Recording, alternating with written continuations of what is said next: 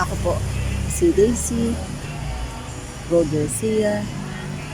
So matagal ko nang gustong ikwento sa inyo to.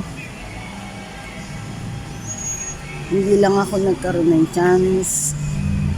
Gusto ko lang i-share ang nararamdaman ng isang nag-undergo ng major operation at chemotherapy sessions.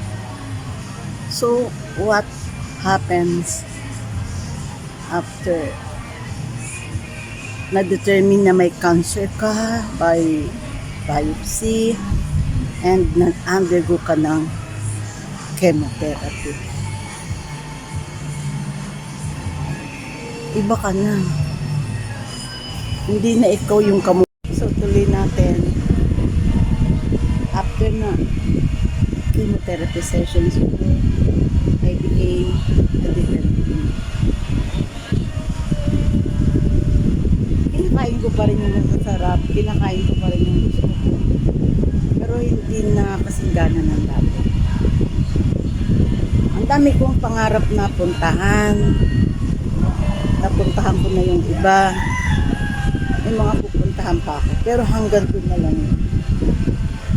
Hindi na yung gaya ng pangarap ko dati na mag-a-abroad ako, pupunta ako sa malalayong lugar. Wala na yun. Hindi na rin ako nangangarap na makakita pa ng great love. Si Lord na lang ang great love.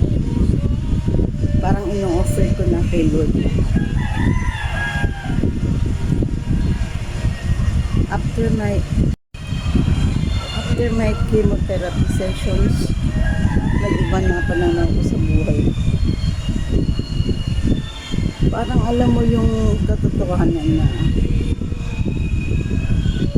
hinihiling mo na lang kay Lord na kahabain ng buhay mo.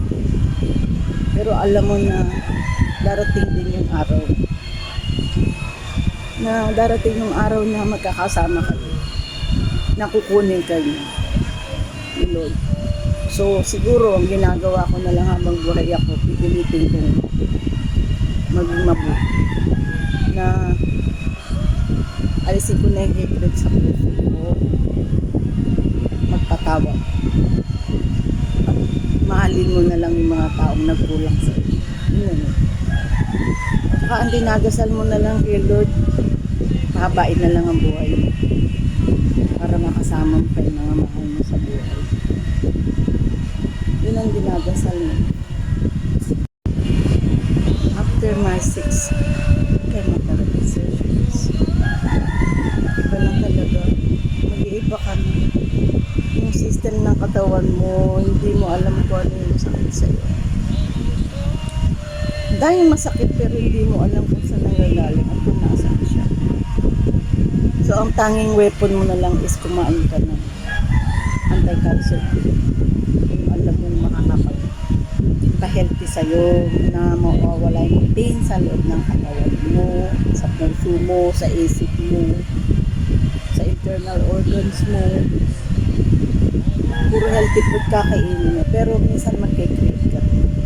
Pagbigyan mo rin yung sarili. Tapos, parang nabawasan na yung pagkakaroon mo ng closer relationships. Parang nagkaroon ka ng much closer relationship with the Lord. Physically, yan ang nangyari sa akin after chemotherapy. Iba na yung mentality ko. Hindi na ako kasing sharp ng dati. Malilimutin na ako. Dami ng masakit bato. Ulo, mata, brain, lahat. Pero nilalabanan ko lahat dyan. Pinipilit ko maging normal. Sa lahat ng mga nag-undergo ng chemo dyan, kumain kayo ng brain food. Kailangan natin yan. Yung sa heart, bawal ma-stress, pero napansin ko after ng chemo ko mas maraming nang-stress sa buhay ko na dapat kong labanan. Ang daming tukso sa buhay na dapat mong iwasan, na magalit ka, ma-stress ka, kasi ang daming mga gagalit sa iyo, ang daming bibigay magbibigay sa'yo ng sitwasyon na talagang may stress ka. So, dapat kalma ka lang palagi.